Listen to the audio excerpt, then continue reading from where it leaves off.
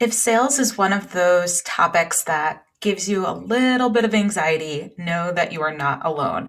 I speak to so many entrepreneurs who try to avoid sales at all costs because they don't want to sound sleazy. Now, the only problem with that is that if you want to grow your business, if you want to have clients and customers, you have to sell them what you're offering. So often I hear people focusing on social media or focusing on the marketing. And I get it. I'm a marketer. I love marketing, but you have to make an offer if you want people to buy. And it doesn't need to be stressful and it doesn't even need to come across as overbearing. So I decided for this episode to bring on the show my friend Annie P Ruggles, who is the non-sleazy sales magical expert. She is the creator of the Non-Sleazy Sales Academy. She is the granddaughter of a used car salesman. And we have so much fun talking about sales and talking about how entrepreneurs just like you can make offers with joy and ease. So without further ado, let's dive into this episode. Hello and welcome to the Market Your Genius podcast, helping women entrepreneurs just like you market and monetize your experiences and expertise. Each week, we bring you interviews, mini trainings, and strategies to help you stand out, think differently, and shatter industry statistics. Let's get started with serial entrepreneur, Hay House author, and your host, Nikki Nash. Annie, welcome to the show. Thank you, beloved Nikki Nash. I am so freaking excited for this conversation for so many reasons, primarily because in a lot of circles, sales is like a dirty word. And I feel like listening to this episode will make people so freaking excited about sales, they're not going to know what to do with themselves. I freaking hope so, because here's the trick. When you learn to love sales, you love it forever. Most things in business are not a one switch flip, right? Most things you gotta just kind of try and try and try and try and try. But once you reframe your relationship with selling, not only do you enjoy it, you love it. If you start to see it as serving, you love it even more, right? Then it's like, ooh, what am I going to sell today? Who am I going to sell to today? So that's the goal, everybody. If you're sitting out there right now and the word sales is making you itchy or pukey, this episode is for you. Preach. Now, before we dive into this, I'd love for you to just tell everybody like who you are, how the heck you fell in love with sales, like what made you become an entrepreneur, the works. Okay, here we go. I am Annie P Ruggles. I am the founder of the Non-Sleazy Sales Academy. I never expected to teach sales. If you told me years ago that I would be teaching sales, I would go and get a job at a Starbucks to avoid it. Like, I hated sales. I would not be able to understand that. But I jumped into life coaching on the first advent of coaching around like 2000 and, I don't know, 9-ish. And I decided I was going to be this happiness and whimsy coach. And I had like Crayola red hair and I was doing all this zany stuff that 20-somethings do. And I was like, yeah, this is really it. And people started hiring me. And I was like, oh, people are hiring me. This is a thing. But then what happened, which was so unbelievably wild, is I discovered that people were hiring me because they wanted to know how my coaching business was profitable, not for, let's go out, grown men in corporate 3-piece suits and put them on a swing set. They didn't want that. They were like, you're a coach and you're making money at this thing called coaching, and how is that real? So I thought, I might have some marketing skills. So I became completely obsessed with marketing, specifically for very small businesses. So not just coaches, but very small businesses like 1-person, 2-person shops. And I loved it. And I did it for many, many, many, many, many, many, many years. And in my own business and in my clients' businesses, though, there was like this massive wall between us and growth, or us and sustainability, or us and work-life balance, whatever that is, right? And I kept thinking, how are these brilliant people stuck in this hamster wheel of struggle, including me? Like, why am I stuck? not earning what I should earn? Why am I so burnt out all the time? Why do I feel underappreciated? But at the same time that testimonials are flooding in saying Annie is the single greatest thing since sliced bread. Why? And I realized that the culprit for me and for my clients was sales avoidance. We would market and market and market and market and market and market, but we never actually say, please click this buy button. This is how much it costs. This is where you click it. And this is what happens after you click it. And so because we didn't do that, because we got stuck just outbound, outbound, outbound, outbound, it was the quickest path to burnout imaginable. So I thought, long story finally ending, there's got to be some kind of way that good, heart-centered, lovely, driven, passionate, other-focused, service-minded people can compete with all of these lecherous, nasty salespeople and coaches who only care about their money and da-da-da-da-da-da-da-da. And I realized that the best way to do that was first to fall in love with sales for myself and then to learn everything I could and perfect my methods going forward. So that's how I got here. Amazing. Now, I have the most random question for you because I want to know if it's true. But if I remember correctly, is your grandfather like a used car salesman? Yes! My grandfather. So that's the thing that's also really funny is that my mom's a motivational speaker, retired. My dad is a business strategist, retired. So I really did not want to be doing any kind of speaking or marketing at all. But my grandpa was a used car salesman, truly a used car salesman in the 50s and 60s. And I teach empaths how to sell. My grandpa was not an empath. He was German, which is possibly the opposite of empathy as a people. But my grandpa was stoic, very German, and very emotionless. But he was an incredible salesman because he didn't want to gamify it at all. He didn't want to con anybody. He didn't want to do anything. He's like, oh, these people are here for a car. Why don't I find out what kind of car they want and sell them that exact car? So he didn't sell them more. And he didn't sell them less. He sold them exactly what they needed. He didn't sell them the car on the lot he wanted them to buy or his boss wanted them to buy. He sold them the car that they needed. And when he died, people that he sold cars to 20 years previously saw his name in the paper, in the obituaries, and came to his funeral to say, Fred Keller was the best salesman I ever knew. He always listened to us. He took care of my family. I can't believe I have to go buy a car from somebody else. And I'm like, have you not bought a car since the 70s? Like, what have you done? But that's the thing is like, people are like every day, without fail. Somebody says to me, well, I just don't want to be like a used car salesman. And I'm like, well, sit down and let me tell you my entire family history. Once upon a time in 1910, there was a man named Fred. And it's like this whole thing. But yeah, he was. I love it. It's like, no, you want to be a used car salesman. You want to be my grandpa. You want to be him. Magic. Because he was magic. Yeah. And that's the thing, too, is like, he did not have the natural gifts that so many people in my circle and in my client base and everything have. He did not have high emotional intelligence. He did not have empathy. He did not really have warmth. Like, he was a wonderful man, don't get me wrong, but like, I grew up with him in my house, and anytime I had any problem whatsoever, from a headache to a breakup to a bad math test or whatever, my grandpa would say, have a pickle. Like, that was his solution, because he's not emotional. He doesn't know. But if someone that cut off from emotion was that capable of making a decades-long impression on people just by being honest and fair, imagine what the listeners can do with 1 ounce of good feeling behind it. I love it. Do you like pickles? I'm now curious. I wouldn't call myself a pickle enthusiast. I'm sure there are people who call I mean, honestly, I was a kid. If he had his druthers and my mother wouldn't have smacked him, I think he probably would have said, like, have a natty light, which was his drink of choice. I think given the choice, I would probably take the natty. If I'm feeling nostalgic for my grandpa, I'd probably have a natty light over a pickle. But I think pickles are innovative use of cucumber. I love you so much. You didn't know that.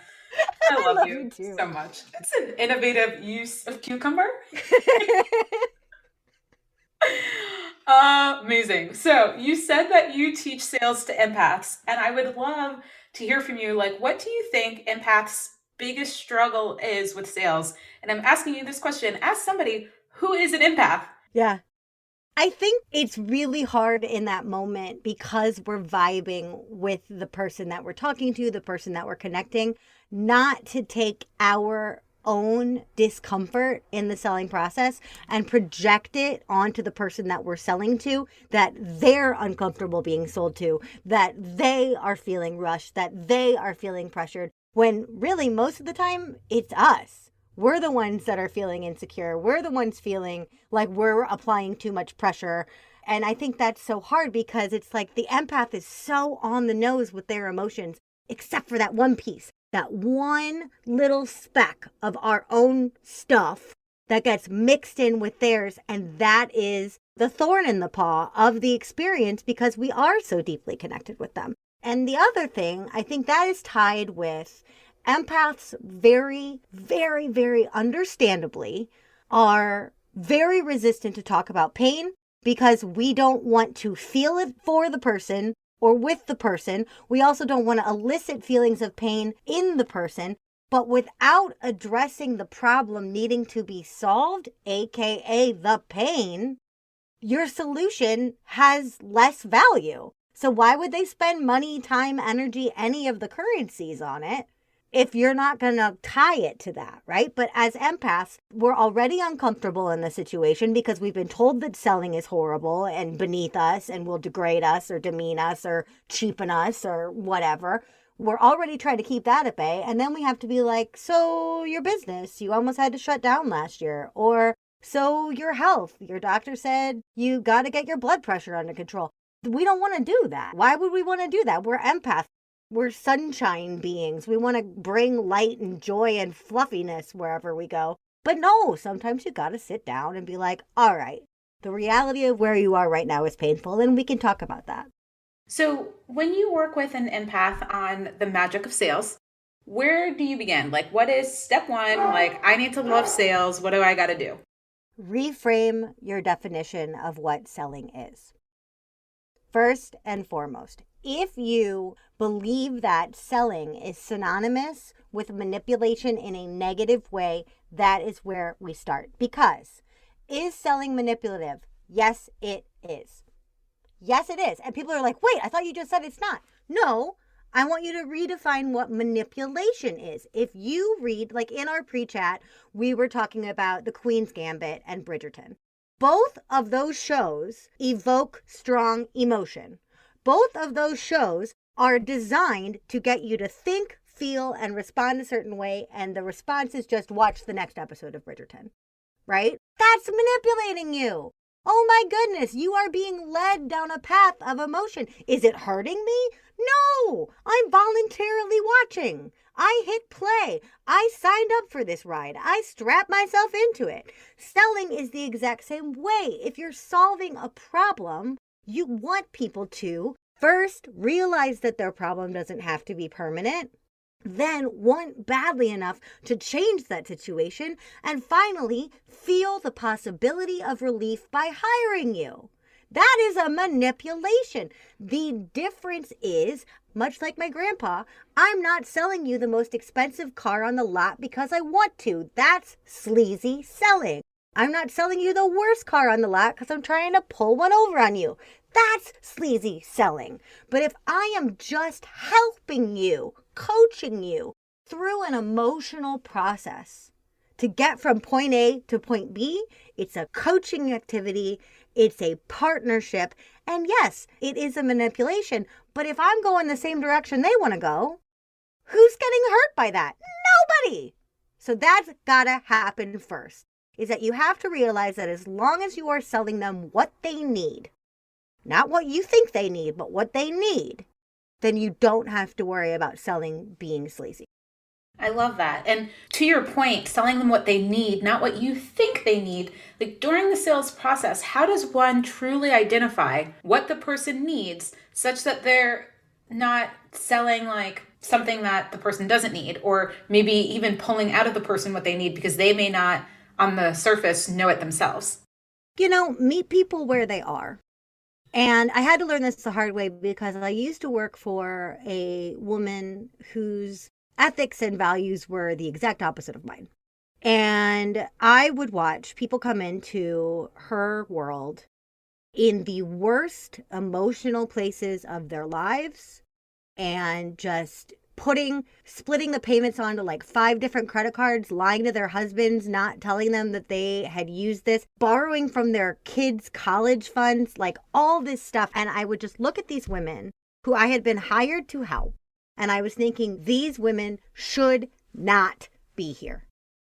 Should not be here. Now, I am guessing that your listeners are not interested in selling to people that should not be there. But one of the reasons why I always preach having a ladder of services is so that you can meet people where they are, emotionally, energetically, financially, and on the learning curve. Now, that's not available to all people. Some people are like, I sell one freaking program and that's it. And that's me right now. I sell sales for empaths and nothing else. But that's why my biggest thing that I preach about sales conversations is that your number one job is to shut up. Shut up. I mean, your listeners already know I could talk for the next 56 years without taking a breath, I'd be fine. Like I'm a chatty Cathy. On a sales call though, my role on the call is to shut up and play Blinko. Do you remember the Price is Right game Blinko? No, I remember the Price is Right, but what the heck is Blinko? Oh, okay. So Blinko looks like a bed of nails and a hockey puck. And what it does is there's buckets down at the bottom that have different prizes, or like you win or you don't win. And is this when the thing like drops down and has to yes, and it's got a I just didn't know what it was called. I totally know what you're talking about. But so they put the little hockey puck in at the top, right? And it bounces around to the right and to the left, and it bounces and it makes this very satisfying weird noise on its way down until it ultimately lands in the right bucket. That is how I teach sales calls, is that when you're talking, when you're asking your questions, when you're listening more than you talk, then you could be going, okay, how much money do they want to spend on this problem? Ooh, doot. That's going to tick over here to the left toward this offering. Nope. They said they hate group programs. Okay, that's going to tick over here to this side. Oh, their timeline's a little bit different. All right, that's going to come back toward the middle now, right? And we're trying to figure out what to offer that person based on the time, the energy, the timeline, the amount of hand-holding they need, the way that they learn best. And if we're listening for those things while talking, then at the end of the call, we can say, based on what you just told me, which is my very favorite phrase, I think I say it 1,000 times a day, based on what you just told me, the solution for you that I can offer is this, and the price for that is this. How does that land on you? Easiest sale in the world. I love that. And I think you bring up such a great point where your job is to be quiet, because I speak to people so often who I go, okay, well, how did the sales call go? And they're like, it went fine. And I'm like, did you make an offer? Like, what do you mean fine? Like, what was that? Right. What is fine? What is fine? And they're like, no, I didn't feel like it was right to make the sale, but we had a really great conversation. I was like, conversation, and like right now we are conversating. Like I'm talking, you're talking, we're talking to each other. That is not a sales call. No, that is a gab fest. Sometimes not all sales calls have to end in an offer if you, playing Blinko in your brain, realize that hockey puck is not going to fall into a bucket that you want it to fall into. So if you're like, that money is too expensive to take, that client seems like a nightmare, they are not where I need them to be, I'm not where they need me to be, or I'm not offering what they need, blah, blah, blah, blah, blah, then those are logical reasons why calls should end without an offer. Yeah. But the opposite of that is, we were just having such a great time, I didn't get to it. Like every head desk gif in the world is what I would send back to that. I would just be like, all right, hold on, let me send you 57 gifs of exasperation. Yeah, and it's so easy to do. And it's like, I get it.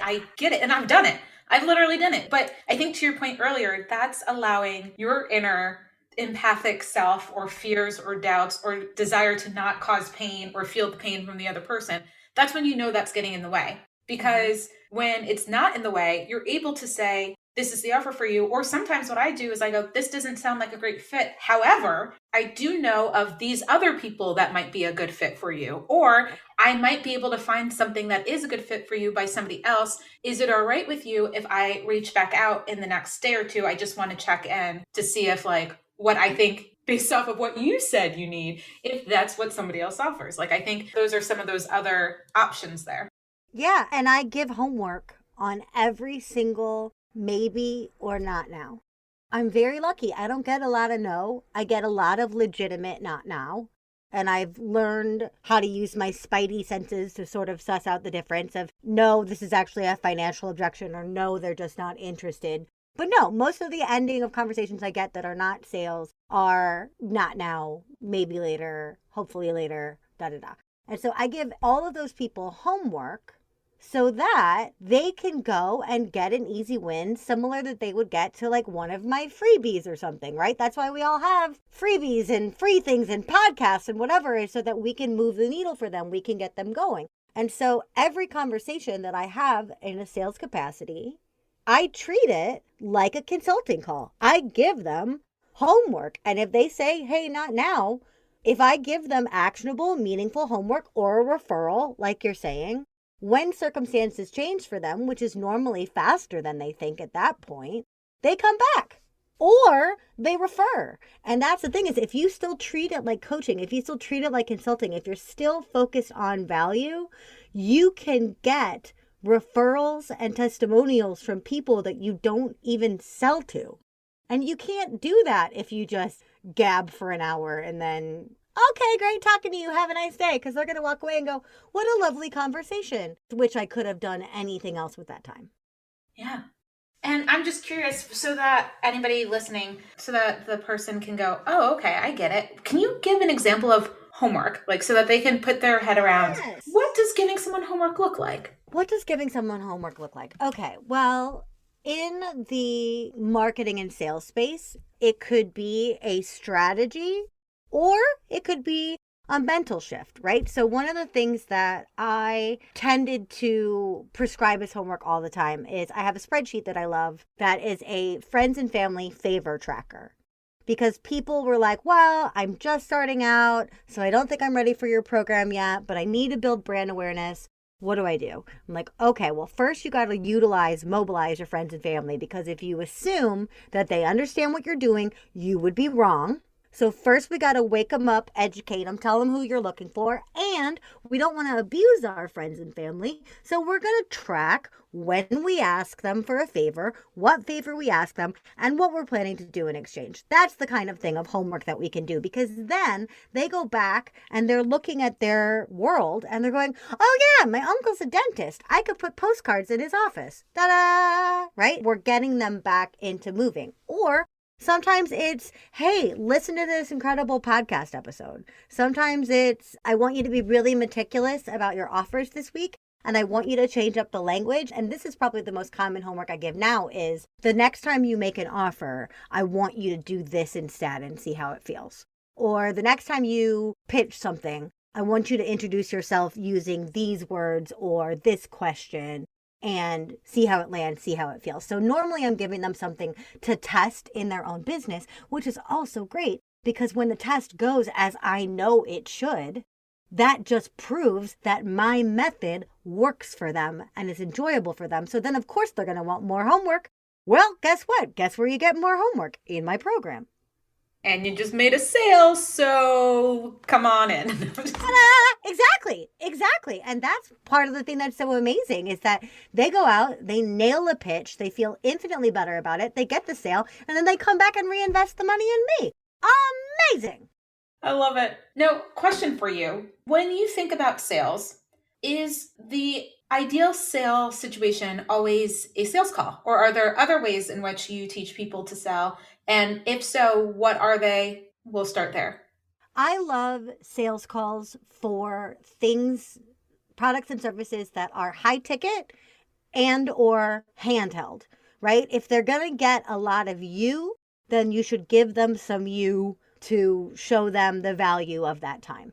But it's not the only way to sell. You can write very beautiful, very compelling coaching forward copy on a sales page. You can add really compelling action item driven, emotion backed pitches to the end of podcasts or Clubhouse or blog posts, right? It can be spoken, it can be written, as long as you're really nailing what transformation you're offering and when the right time to jump in and start is and what that first action is. As long as you have those three things, you can sell pretty much anywhere. I love that. And I'd love to hear from you. Just what do you think when people are going through the three areas you just mentioned? Like, what are the biggest misses that people tend to have? Because here's yeah. I knew I would get you with something fun there. Similarly to how I said that empaths struggle with mixing our own emotion in with, there are some little sneaky things that happen that I have observed listening to like approximately 957,000 billion sales calls of other people's. And give or take one? Yeah, give or take maybe three. Maybe three? Got it. Maybe got three. It. Maybe, we strive for accuracy on the Market Your Genius podcast. So yes, give or take possibly three. But one of the things that I see over and over is that when we are nervous, we babble. And so we don't give the person that we're talking to room to think. And they have to think in order to make a decision. And the number one place where I see this is after we have this big spooky part of the conversation called pricing. A lot of the time we'll say, okay, and the price for that is $19.95. Now, I know some of my competitors charge more and I know some of my competitors charge less, but here's how I got to that math. And also, if you think about it, I think if you talk to my competitors and I can give you their phone number and you can do whatever, that you'll see that it's actually really reasonably priced. And I also offer a payment plan, or you know what? You're a nice person. I'll give you a discount. I said $19.95. How about $14? We just babble. We just go right through it. And we wind up talking the sale down ourselves, because the second thing I notice is we go into these sales calls assuming that they're going to say no. And so we try to soften the blow of the no by talking over it. And in some aspects, you actually talk them out of the sale that they would have made. I mean, I've had people do this to me where they'll say, Annie, I'm going to call you back on Tuesday. I have my wallet in my hand. I'm ready to go now. I told you as much. But that salesperson was so certain that I was going to say no. They didn't even hear my repeated yeses. So they told me they were going to call me back on Tuesday. Nikki, did they call me back on Tuesday? No, they did not. No, they didn't. I had my wallet in my hand. I said, that sounds amazing. I had a great experience last time. She said, thank you so much for your time. I'll give you the weekend to think it over. I'll call you back on Tuesday. And then she didn't freaking call. That happens all the time. So if we go in assuming that our price point is going to be offensive to them, if we go in assuming that they're going to say no, and if we go in assuming that the mention of a buy button, price point, or transaction of any kind is going to alienate them and mar their love of us and taint us, then that sales call is pretty much doomed from the get. Yeah.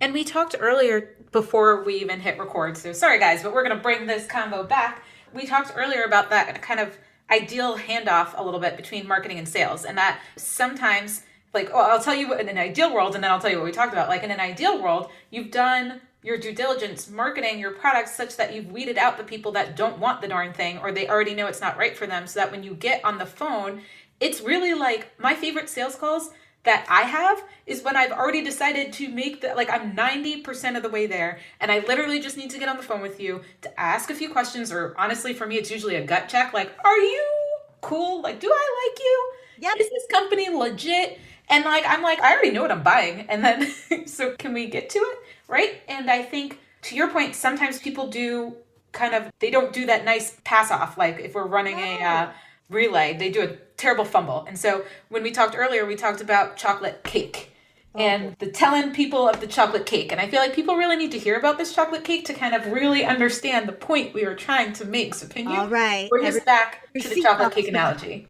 Put your seatbelts on. It's rant time. For my own show, I feel like I need to have like a sound effect for like a bullhorn or something. Like rant time. All right, so you love chocolate cake and you think that everyone around you frickin' needs to know not only about the beauty and the value of chocolate cake, but they need to experience your family recipe perfected over decades. Oh my God, the best chocolate frickin' cake in the world. So you go to 3 different grocery stores during a pandemic to find the ingredients for this cake. You dust off the recipe, you perfect it 900 times. If that cake is 99% of what you want it to be, that cake is going in the garbage, or maybe you give it to a neighbor you don't like. But no, not good enough to be seen. No. And all the while, you're documenting. You're hosting rooms on Clubhouse called How to Have the World's Greatest Chocolate Cake. You're posting pictures on Instagram of that cake from every angle. You're having a voiceover do the cake on Snapchat. The whole world knows about this cake and they love it. And then you say, guess what? You can experience this cake for yourself live at this day and this time, like a webinar, for example. And all these people show up, people that you have worked really hard to gather with a ton of work, time, and probably money. And they are so excited about this cake. Like they have like rabies amounts of excitement in their mouths about this cake. Like they're like, oh my God, cake. And then the moment comes and the theme song for the cake plays and everybody's there and you bring out the cake and you're like flooding the whatever room you're in, like through the vents, like you're just pumping that chocolate cake smell up in there. And everyone's just so excited and so hungry, and you specifically told them not to eat beforehand. And then the cake comes out and it's in a locked, bulletproof glass box. They can't see it. I mean, they can see it. They can smell it. They can't eat it. They can't even touch it. They can't even feel the texture of this amazing, miraculous cake. That is the same exact thing that we do online every single freaking day. If we market and market and market and market and market and network and network and network and network and put our thought leadership out there and get people to listen to us and stand on our soapbox, right? And do every single thing that we can do, spray and pray marketing left, right, everywhere. We get people ravenously hungry for this cake. And then we say, I told you you could see the cake. I didn't tell you you could eat the cake. That's the same thing we do with our programs. My program is amazing. My program is amazing. You should take it. It changed lives. Here's a testimonial of someone else having a totally transformative experience in my program. But then I never actually say, oh yeah, by the way, the card's open and this is how you click it. Then do they get the benefit of the program? No! They may as well be watching that cake on TV. It's cruel. It's mean. It's such a tease. Give them the cake. Charge them for the cake, but give them some cake. Right? I now want cake. I wanted cake from the, right? I'm like, actually, my sister made chocolate brownies, so maybe that'll substitute for the cake. But to your point, there's so often where people feel as though if I just put myself out there enough, if people just get to know me enough, they will logically go buy from me. But if you literally never mention that people can buy your thing and the value that your thing can bring, and all they have to do is like go to this website or click this button and buy the thing, then all they do is think that you're just somebody who likes to share interesting information. And they're like, great, thanks for the info. See ya. And they will hang out on your list and absorb from you forever. And you will become bitter toward those leads because they never buy from you. And they show up on all your free calls and they pick your brain from here until kingdom come. And then you're going to start thinking that lead that you went out hard to get, you're not going to look at them as a fan for much longer. You're going to be like, oh, what's her butt is here to just sop up more of my energy and never pay me. She's not paying you because you didn't ask her to. It reminds me in like dating relationships where you like I remember one of my early relationships where my boyfriend at the time literally said like I'm not a mind reader. Like you can't get mad at me for not knowing something that's in your mind. And I feel like the same thing applies for this like you can't get mad at your leads for not buying from you if you never ask your leads to buy from you or tell them that if they want this thing, if they want more, if they want this transformation to buy from you. Otherwise, you become the person that just like they get a lot of info from and then they go buy from somebody who actually tells them about the offer and tells them to buy. And then you're pissed. I can't believe they bought from that person and not me. That person. Ask them. That person said, hey, you got a problem? Yo, I'll solve it. Here's a button. Click it.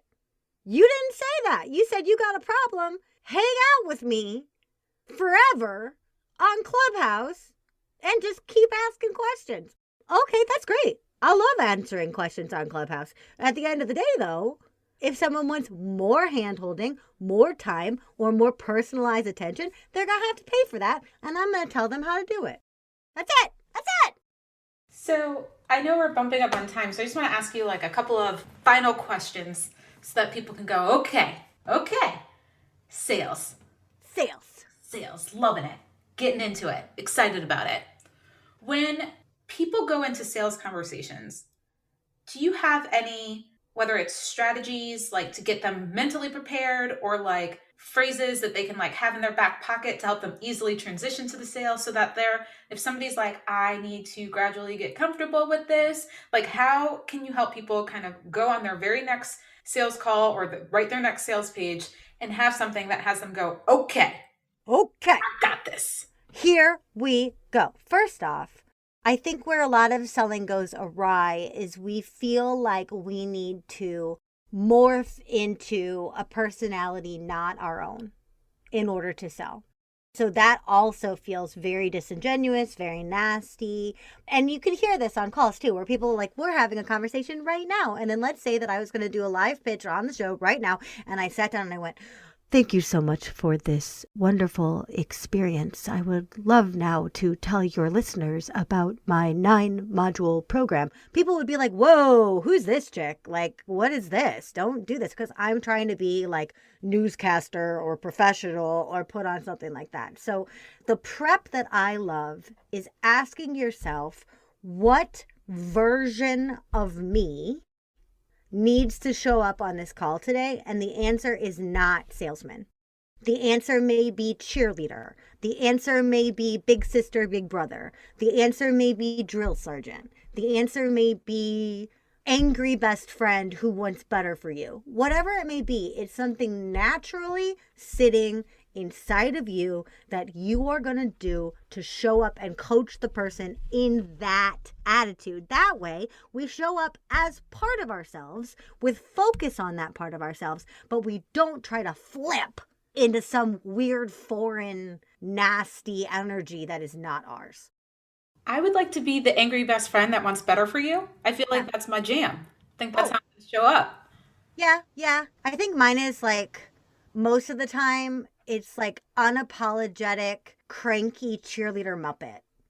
Oh, we can make up some now. All right. Yeah. All right. Challenge accepted. I'm going to make up my own. Yep. That's me. Whatever that is. And I know their frustration can be my own. There's the empathy. I can get really frustrated for that person. But unlike that person who is mired in that frustration, I get to leave it at the end of the conversation. So what I'm going to do is I'm going to say, I'm watching you struggle and it's making me cranky. But how we're going to fix it together is this. That is very genuine for me. That is high Muppet energy. If I come into the call from that place of like, okay, especially with people that have been sitting on your list for 1,000 years, like, okay, come on now. Let's get this done. That's one thing, is what version of you do they need to hear from, but make sure it's a version of you. The other thing is, I love to say at the beginning of sales calls what the goal, the call is. Now, it varies per call. Like everybody's got their different style. But what I say at the beginning of every single sales call, verbatim, is the goal for our next 45 minutes or for you to ask all of your questions about me to ask all of my questions about you, and then for us to come together and decide what we should do next. This conversation will shift into a sales conversation when it feels like the right time to do so, if we decide to go into working together. But for right now, do you want to start by asking questions, or do you want me to start by asking questions? That puts them in the driver's seat, not you. Them, the client, the prospect, because they can go, oh, I guess I do have some questions, because what they're expecting is a canned, over-practiced spiel that you're just going to jam down their throat. Take the expectation of that off the table. I got questions. You got questions. You want to talk, or should I talk? And then eventually we're going to talk about sales. Cool? Cool. All right, let's do this. Take that language. Steal that language, everybody. It is the easiest beginning to a sales call ever. I love it. I love it. Now, as our listeners are going, oh my goodness, this is amazing. I feel like I can do this. Where can they find you, connect with you, have time with your Muppet self?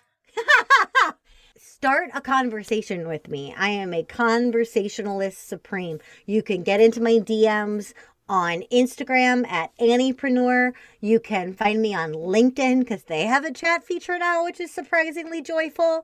You know you're almost 40 when you're having fun on LinkedIn. Clubhouse, I'm at APR.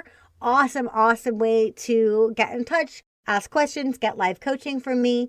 Or if you're more of a do-it-yourself first and see, I have a free masterclass called Making Selling Easy Without Getting Sleazy that you can find anytime at anniePruggles.com/easy not sleazy.